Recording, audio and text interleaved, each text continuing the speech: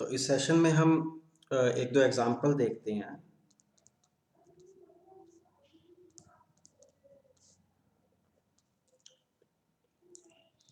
Examples of getting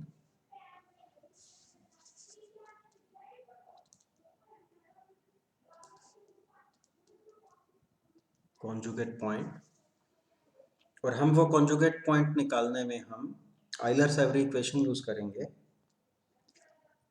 लेकिन आइलर-सेवरी equation की हम सेकंड फॉर्म, मैंने आपको बताया कि वो फॉर्म बड़ी इजी रहती है, बाय आइलर-सेवरी इक्वेशन सेकंड फॉर्म। और उसके साथ साथ हमें इन्फ्लेक्शन सर्कल भी ड्रॉ करना पड़ेगा। इन्फ्लेक्शन सर्कल की ज़रूरत पड़ती है अगर हमें सेकंड फॉर्म यूज़ करनी है। इन्फ्लेक्शन सर्कल की ज़रूरत पड़ती है। और इन्फ्लेक्शन सर्कल ड्रॉ करने के लिए अभी एग्जांपल के थ्रू आपको क्लियर हो जाएगा। टू ड्रॉ इन्फ्लेक्शन सर्कल,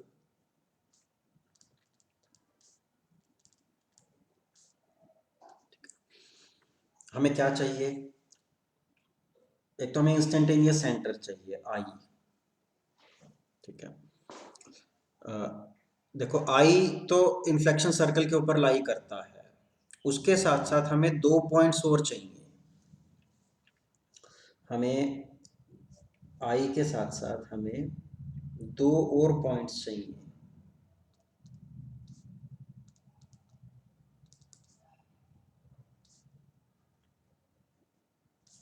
जिनका कॉन्जुगेट हमें पता हो। अभी एग्जांपल के थ्रू देखना कैसे वर्क करता है।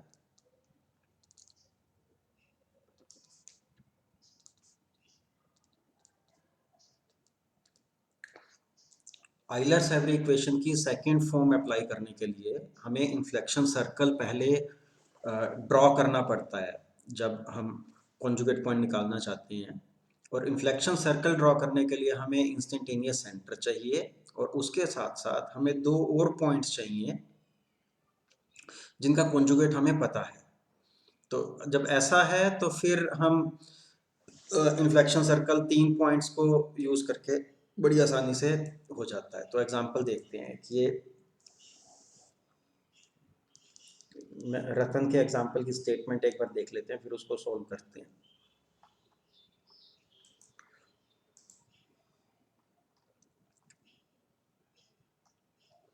देखो यहाँ पे दिया है ए स्लाइडर क्रैंक मैकेनिज्म, ये स्लाइडर क्रैंक मैकेनिज्म है।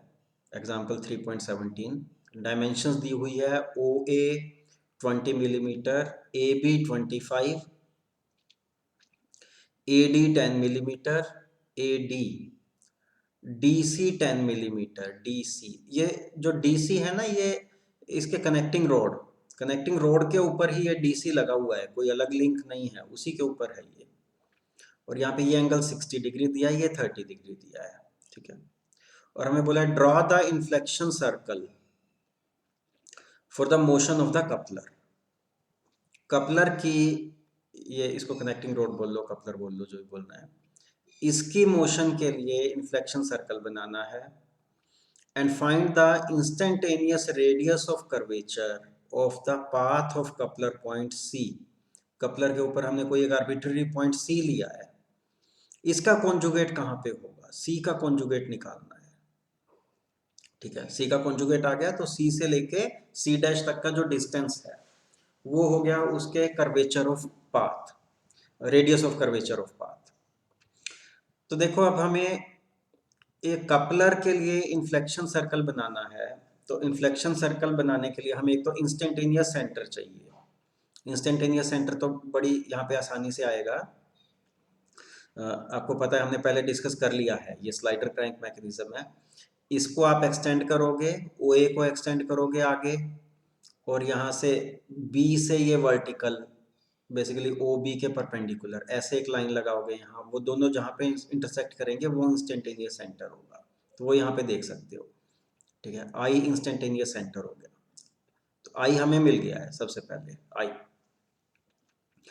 अच्छा, अब हमने कपलर के ऊपर, कपलर के लिए इन्फ्लेक्शन सर्कल हमें बनाना है। कपलर के ऊपर हमें 2 पॉइंट्स देखने हैं, 2 पॉइंट्स ऐसे जिनका कॉन्जुगेट हमें पता हो कहाँ पर है। तो देखो ये देखते ही हमें पता लग रहा है, दो पॉइंट ऐसे जिनका कॉन्जुगेट हमें पता है। एक तो पॉइंट बी है, बी की मोशन स्ट्रेट लाइन में होगी ऐसे, तो बी का कॉन्जुगेट कहाँ पे है, इन्फिनिटी पे, क्योंकि बी का तो पाथ ही स्ट्रेट लाइन है, तो इसका कॉन्जुगेट इन्फिनिटी पे, बी का हमें पता है, ठीक है। और हमें बी, यहाँ पे एक स्पेशल पॉइंट है, बी का हमें कॉन्जुगेट पता है इन्फिनिटी पे है, इसलिए बी इन्फ्लेक्शन सर्कल के ऊपर लाई करेगा, क्योंकि कोई भी पॉइंट जिसका कॉन्जुगेट इन्फिनिटी पे है वो इन्फ्लेक्शन सर्कल पे होता है। बी का कॉन्जुगेट इन्फिनिटी पे है, तो बी इन्फ्लेक्शन सर्कल पे होगा, बी इन्फ्लेक्शन सर्कल पे होगा, और आई इन्फ्लेक्शन सर्कल पे है, तो हमें दो पॉइंट मिल गए हैं आई और बी जो इन्फ्लेक्शन सर्कल पे है, ठीक है। अच्छा, ए जो पॉइंट है कपलर पे, ए का कॉन्जुगेट हमें पता है, ए का कॉन्जुगेट क्या है, ओ, ए का कॉन्जुगेट हमें पता है। तो देखो मैंने बोला था कि आपको यहाँ पे लिखा भी था, आपको अप्लाई इन्फ्लेक्शन सर्कल ड्रॉ करने के लिए आई चाहिए, वो हमें मिल गया, उसके साथ साथ दो ऐसे पॉइंट्स चाहिए जिनका कॉन्जुगेट हमें पता है, तो वो पॉइंट कपलर पे एक तो पॉइंट बी हो गया, उसका कॉन्जुगेट इन्फिनिटी पे है, और उससे बड़ा ही आसान हो गया, हमें पता लग गया कि बी इन्फ्लेक्शन सर्कल पे लाई करेगा। और दूसरा एक और पॉइंट जिसका कॉन्जुगेट हमें पता है वो हो गया पॉइंट ए का कॉन्जुगेट पता है हमारा ओ पे होगा, ठीक है। तो अब ए का कॉन्जुगेट ओ पे है, तो अब देखो हम आइलर-सेवरी इक्वेशन लगा सकते हैं।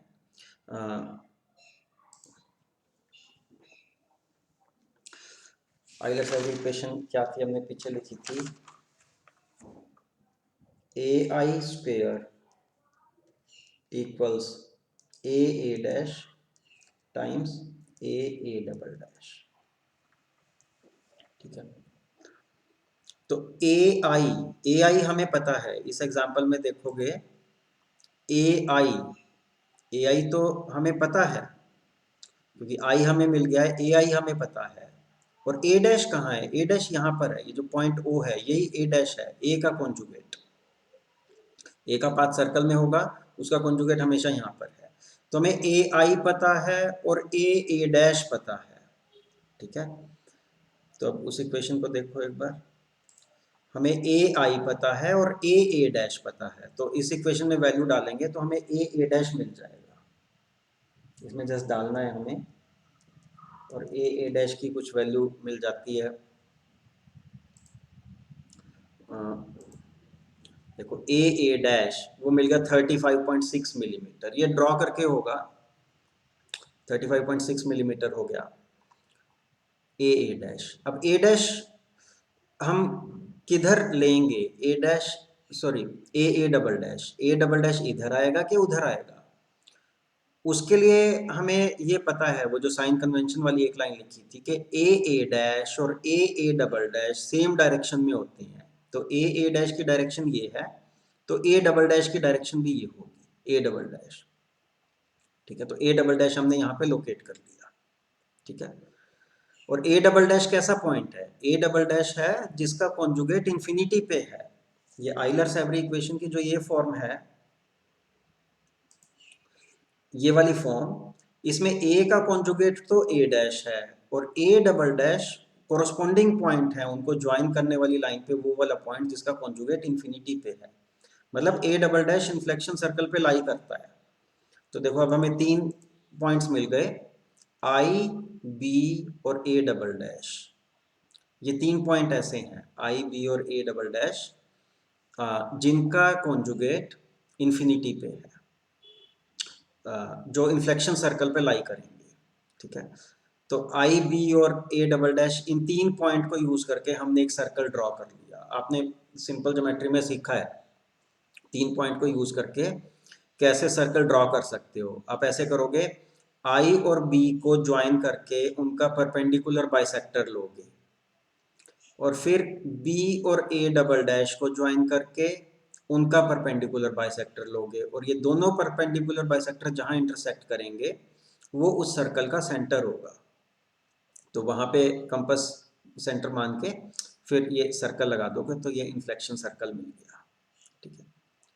तो आपको इन्फ्लेक्शन सर्कल मिल गया। और अब आगे क्या निकालना था, हमें इन्फ्लेक्शन सर्कल ड्रॉ करना था और उसके साथ साथ हमें पॉइंट सी का कॉन्जुगेट निकालना था, सी का कॉन्जुगेट। ठीक है, तो सी का कॉन्जुगेट निकालने के लिए मैं क्या इक्वेशन लिखूंगा, C I square equals C C dash times C C double dash,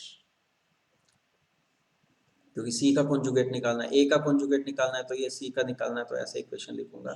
तो सी आई तो हमें पता है, यहाँ पे देखोगे सी पॉइंट यहाँ था, हम इन्फ्लेक्शन सर्कल ड्रॉ कर चुके हैं, सी से आई तक का डिस्टेंस ये तो मुझे पता है, सी आई। और इसी को आप एक्सटेंड कर दो, इसी को एक्सटेंड कर दो, इन्फ्लेक्शन सर्कल से जहाँ ये इंटरसेक्ट करेगा वो सी डबल डैश होगा, तो ये पॉइंट सी डबल डैश है। ठीक है, तो हमें सी सी डबल डैश भी मिल गया, हमें सी आई हमारे पास है और सी सी डबल डैश है। तो अब इस इक्वेशन में डालोगे सी आई है और सी सी डबल डैश है, तो इस इक्वेशन से हमें सी सी डैश मिल जाएगा, सी सी डैश मिल गया। वो इसके सॉल्यूशन में आप देख सकते हो, देखो सी सी डैश, इसकी वैल्यू निकाली, इतनी आ गई। और अब किस डायरेक्शन में हमें ड्रॉ करना है सी डैश पॉइंट को, देखो सी सी डबल डैश और सी सी डैश दोनों सेम डायरेक्शन में होंगे, तो इसकी डायरेक्शन ये थी, तो इसी में ड्रॉ कर दिया, इसी को आगे करके ये सी डैश। तो पॉइंट सी का कॉन्जुगेट ये होगा सी डैश। ठीक है, सी का कॉन्जुगेट सी डैश होगा।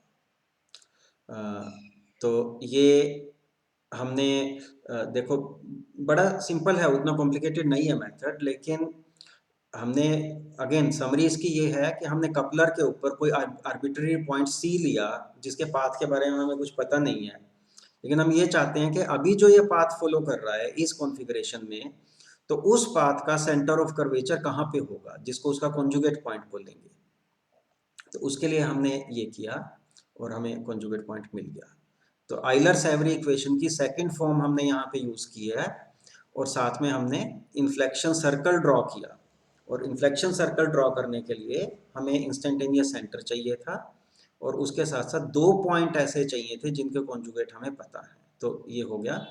और अगर हमें इन्फ्लेक्शन पोल चाहिए तो ये इंस्टेंटेनियस सेंटर था, ये सर्कल का सेंटर है, इन्फ्लेक्शन सर्कल का सेंटर है, तो इनको ज्वाइन करेंगे, ये बेसिकली सेंट्रोड नॉर्मल है, आई को इससे ज्वाइन जो करता है ये सेंट्रोड नॉर्मल ही है, तो इसी को आगे ले गए, और जो ये यहाँ पे इन्फ्लेक्शन सर्कल से इंटरसेक्ट किया ये इन्फ्लेक्शन पोल हो गया, तो ये पॉइंट भी आ गया। ठीक है, तो ये एग्जांपल आप रेफर करके और ट्राई कर सकते हो। मैं कंसेप्चुअली इलस्ट्रेट कर देता हूँ कि अगर हमारे पास 4 बार मैकेनिज्म है, मान लो उसमें कोई पॉइंट कपलर पे लिया, सेम आइडिया है, तो कैसे करेंगे, देखो एक कॉन्फ़िगरेशन यहाँ बना लेते हैं।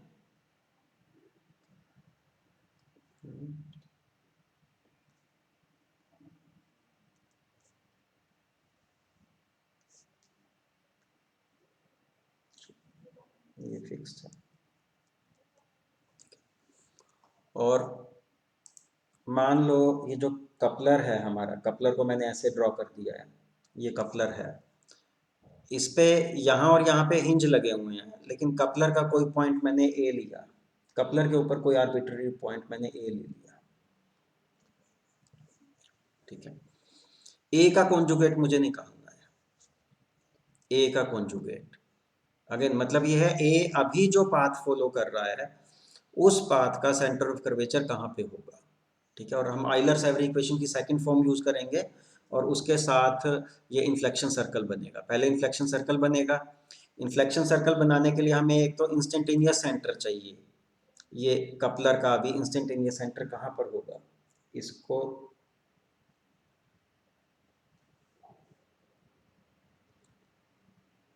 एक्सटेंड किया, ये इंस्टेंटेनियस सेंटर है।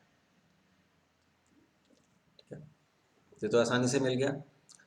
अच्छा, अब इन्फ्लेक्शन सर्कल ड्रॉ करने के लिए हमें कपलर के ऊपर ऐसे दो पॉइंट चाहिए जिनका कॉन्जुगेट हमें पता है, और वो पॉइंट भी हमारे पास अवेलेबल है। एक तो ये पॉइंट है, कुछ नाम रख देता हूँ इसका, पॉइंट बी, बी का कॉन्जुगेट है बी डैश, इसका कॉन्जुगेट ये है, हमें पता है। और ये पॉइंट यहाँ पर है, इसका भी कॉन्जुगेट हमें पता है, सी का कॉन्जुगेट मैंने बोल दिया सी डैश, ये हमें पता है। ए का हमें निकालना है, तो हमें दो का ये पता था।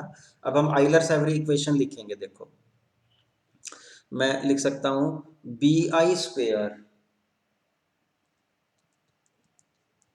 Equals B B dash times B B double dash,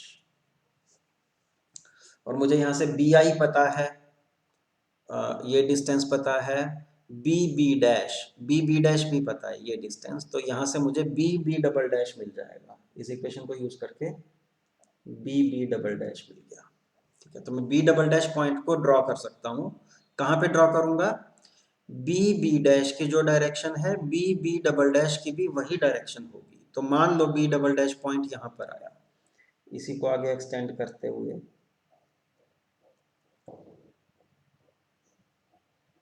मान लो यहाँ पर आया, ये B B double dash, sorry B double dash point हो गया ये। ठीक है, ऐसे ही मैं सी के कोरस्पॉन्डिंग इक्वेशन लिख दूंगा, C I square equals C C dash C C double dash, और यहाँ से मुझे मिल जाएगा सी सी डबल डैश, ये मिल गया। ठीक है, तो सी सी डैश की डायरेक्शन ये थी, सी सी डबल डैश की भी डायरेक्शन ये होगी सी से, और जहाँ पर भी आया वो पॉइंट, अब मैं जस्ट कंसेप्चुअली ड्रॉ कर सकता हूँ, यहाँ पे आ गया मान लो सी डबल डैश, जिधर जिस डायरेक्शन में सी से सी डैश है उसी में सी से सी डबल डैश है, तो जो भी हमारी वैल्यू आई थी हमने इस डायरेक्शन में प्लॉट कर दी, ये आ गया। तो अब B double dash, C double dash और आई, ये तीनों पॉइंट इन्फ्लेक्शन सर्कल पे लाई करते हैं, ये तीनों। तो हमने एक सर्कल बना लिया इन तीनों पॉइंट को यूज करके, उसका मेथड मैंने आपको बता ही दिया है।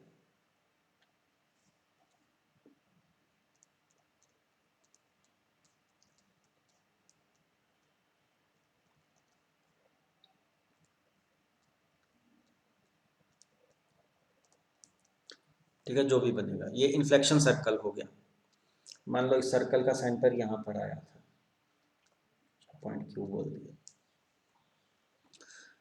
अब हमें ए का कॉन्जुगेट निकालना है, तो ए का कॉन्जुगेट निकालने के लिए इक्वेशन लिखेंगे A I square equals A A dash A A double dash. अब हमें ए आई पता है, यहाँ से हम मेजर कर लेंगे, ए आई का डिस्टेंस हमें पता है, और ए ए डबल डैश हमें पता है। वो कैसे? हम आई को ए से ज्वाइन करते हुए जो लाइन लगाएंगे, आई को ए से ज्वाइन करते हुए, ये जहाँ पे इन्फ्लेक्शन सर्कल को कट करेगी ये ए डबल डैश है। ए के कोरस्पॉन्डिंग जो इन्फ्लेक्शन सर्कल पे पॉइंट लाई करता है, आई से ज्वाइन करते हुए ए डबल डैश।